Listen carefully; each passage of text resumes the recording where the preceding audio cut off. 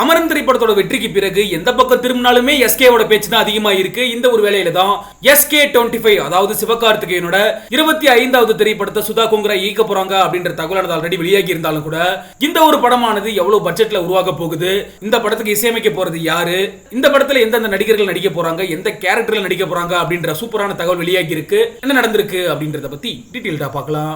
மறைந்த ராணுவ மேஜரான முகுந்த் வரதராஜனோட வாழ்க்கை வரலாறை மையப்படுத்தி தான் சிவகார்த்திகேயன் நடிப்புல அமரன் திரைப்படமானது வெளியாகி இருந்தது. இந்த படமானது தீபாவளி பண்டிகையை முன்னிட்டு அக்டோபர் 31ஆம் தேதி வெளியாகி இருந்தது.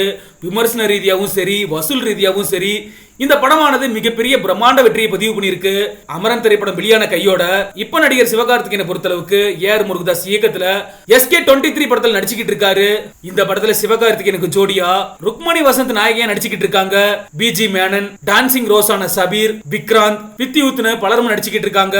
இந்த படத்தை முடிச்சதுக்கு அப்புறம் தான் SK24ல டான் பட இயக்குனரான சிபி சக்கரவர்த்தி இயக்கத்துல நடிக்க இருக்காரு சிவகார்த்திகேயன். அதை முடிச்சிட்டு தான் சிவகார்த்திகேயன் தன்னோட 25வது படமான SK25 படத்தை சுதா கோங்கரா இயக்கி இருக்காங்க அப்படின்ற தகவலானது ஆல்ரெடி வெளியாகி இருந்துச்சு.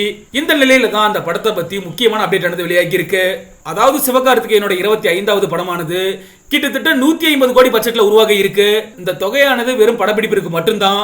நடிகர், இயக்குனர், நடிகை சம்பளம்னு இந்த பட்ஜெட்ல சேர்க்கப்படல அப்படிங்கிறது குறிப்பிடத்தக்க விஷயம்.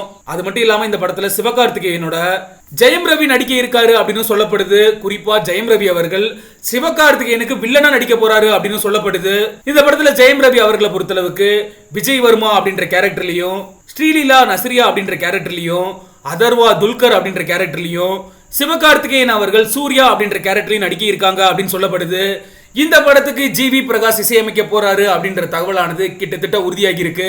அமரன் திரைப்படத்தோட வெற்றிக்கு பிறகு SKவோட அப்டேட் வந்தாலே கோலிவுட்டே அதிர்ந்துகிட்டு இருக்கு அப்படிங்கிறது குறிப்பிடத்தக்க விஷயம்.